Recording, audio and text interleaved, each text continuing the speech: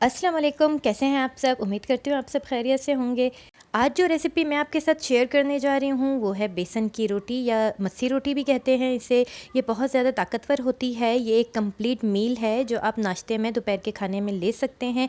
और सबसे अच्छी बात कि अगर आपको नज़ला ज़ुकाम है तो उसमें ये आपको बहुत फ़ायदा देगी और ये रोटी बहुत ताकत देगी आपको। लेकिन अक्सर लोग मुझसे कंप्लेन करते हैं जब वो बेसन की रोटी बनाते हैं थोड़ी देर बाद बहुत ज़्यादा हार्ड हो जाती है, रोटी बहुत सख्त हो जाती है। तो आज मैं आपको बताऊंगी एक ऐसी ट्रिक जिससे आपकी बेसन की रोटी 1-2 घंटे हॉट पॉट में रखने के बाद भी बहुत ज़्यादा सॉफ्ट रहेगी और जब भी आप दिल चाहे बनाकर इसे रख दें और खाएं तो ये बहुत ज़्यादा सॉफ्ट रहेगी, बिल्कुल भी हार्ड नहीं होगी। तो रेसिपी स्टार्ट करने से पहले बिस्मिल्लाहिर्रहमानिर्रहीम, आप देख रहे हैं मेरा YouTube channel tasty food with Naureen. तो आज हम बनाएंगे बेसन की रोटी। तो चलें स्टार्ट करते हैं।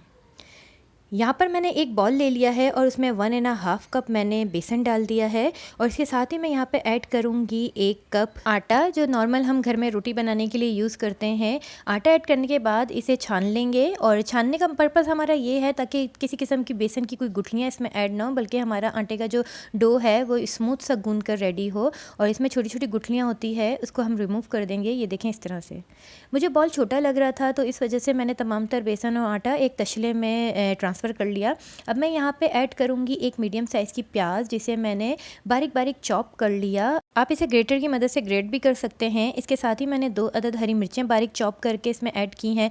साथ ही मैं इसमें ऐड करूँगी ज़ीरा 1 टीस्पून और साथ ही अजवाइन ऐड करूँगी 1/2 टीस्पून। इन दोनों से बहुत अच्छा टेस्ट आएगा हमारी रोटी में। ऐड कर देंगे। इसके साथ ही मैं साबुत धनिया ऐड करूँगी जिसे मैंने हल्का सा क्रश कर लिया ताकि इसकी खुशबू बहुत ज़्यादा इन्हेंस हो। रेड चिली फ्लेक्स ऐड करेंगे 1 टीस्पून। इसके साथ ही मैं यहाँ पे ऐड करूँगी 1 टीस्पून सॉल्ट। आप सॉल्ट अपने टेस्ट के अकॉर्डिंग भी डाल सकते हैं। इसके साथ ही मैं रेड चिली पाउडर ऐड करूँगी 1/2 टीस्पून। इसके साथ ही मैंने यहाँ पे फ्रेश पत्ते लिए हैं कुछ हरा धनिया के और फ्रेश पत्ते लिए हैं पुदीना के। ये दोनों ऐड कर देंगे, इससे और भी ज़्यादा टेस्ट और खुशबू इन्हेंस होगी हमारी रोटी की। इसके साथ ही मैं यहाँ पे 1 टेबल स्पून ऐड करूँगी cooking oil. Cooking oil add कीजिएगा, आप घी से अवॉइड कीजिएगा। अब इन तमाम तर चीज़ों को अच्छी तरह से मिक्स कर लेंगे ताकि तमाम तर मसाले बेसन में और आटे में अच्छी तरह से मिक्स हो जाएं। इसे अच्छी तरह से मिक्स करने के बाद इसे गूंदेंगे और पानी थोड़ा थोड़ा करके ऐड करेंगे। अगर एक साथ ऐड करेंगे तो ये बेसन की वजह से आटा फ़ौरन से गीला हो जाता है और बहुत ज़्यादा चिपकना शुरू हो जाता है। तो हम थोड़ा थोड़ा करके पानी ऐड करेंगे। हमें जितना पानी की ज़रूरत थी हमने उतना पानी ऐड करके अपनी एक स्मूथ सी डो गूंद ली। अब इसे ऊपर से हल्का सा मैं ग्रीसिंग कर दूंगी ताकि ऊपर एक सख्त सी लेयर आ जाती है आटे की, वो ना आए। ग्रीसिंग करने के बाद हम इसे रेस्ट के लिए रख देंगे तकरीबन 15 मिनट्स के लिए, जब तक हम इसका रायता बना लेंगे, जिसके लिए मैंने हाफ़ बंच लिया है हरा धनिया का और हाफ़ बंच मैंने लिया है पुदीना का। और इन दोनों को मैंने अच्छी तरह से वॉश कर लिया। डस्ट होती है इसमें, मिट्टी होती है, इसे वॉश कर लें तो काफ़ी बेहतर है। 3-4 मैंने क्लोव्स लिए हैं, 3-4 जव्वे लहसुन के और 2-3 हरी मिर्चें ले लेंगे। इसके साथ ही मैंने 1/2 टीस्पून लिया है सॉल्ट। मैं पिंक सॉल्ट यूज़ करती हूँ, आपके घर पर जो भी अवेलेबल हो आप वो लें।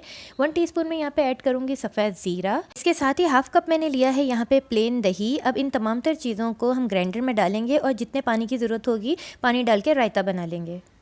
15 मिनट गुजर जाने के बाद हमारा आटा स्मूथ हो गया है। अब हम इसे बेलना स्टार्ट करेंगे। हम जितना नॉर्मल रोटी घर में बनाते हैं, जितना बड़ा पेड़ा लेते हैं उतना बड़ा लेंगे और तमाम तरह आटे के इस तरह मैंने गोल गोल पेड़े बना लिए। अब इसे बेलेंगे।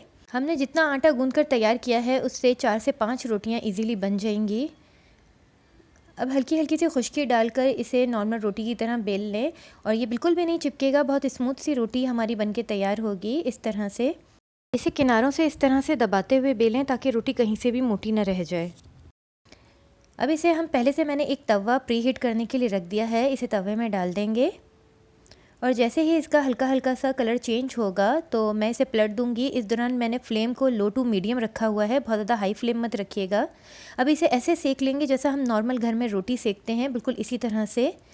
कुछ लोग इसको क्या करते हैं कि ऊपर से घी लगाकर या तेल लगाकर पराठे की तरह सेक देते हैं, जिससे कि ये रोटी हमारी बिल्कुल सख्त हो जाती है और इसको उतारते ही फ़ौरन से ये सूखना शुरू हो जाती है। तो हम ऐसा बिल्कुल भी नहीं करेंगे। कि मैं आपको बताऊंगी बेसन की रोटी को काफ़ी देर तक सॉफ्ट रखने का तरीका, और वो ये है कि जिस तरह से हमने नॉर्मल रोटी सेक कर उतारते हैं वैसे ही हमने रोटी उतारी और इसके ऊपर अब मैं अप्लाई करूँगी देसी घी। घर में आपके देसी घी अवेलेबल हो या नॉर्मल आप घी भी लगा सकते हैं इसमें। तो इस तरह से ऊपर से अगर आप रोटी के ऊपर घी लगाएंगे तो आपकी रोटी यकीन करें काफ़ी देर तक सॉफ्ट होगी और बिल्कुल भी ना सूखेगी ना हार्ड होगी। तो ये आप आजमा कर देखिएगा और आपकी भी रोटी बहुत ज़्यादा सॉफ्ट रहेगी। आप इसे हॉट पॉट में बना के रख दें और 2 से 3 घंटे बाद आप खाएं तो बिल्कुल आपको ऐसी लगेगी जैसा अभी अभी आपने तवे से उतारा है।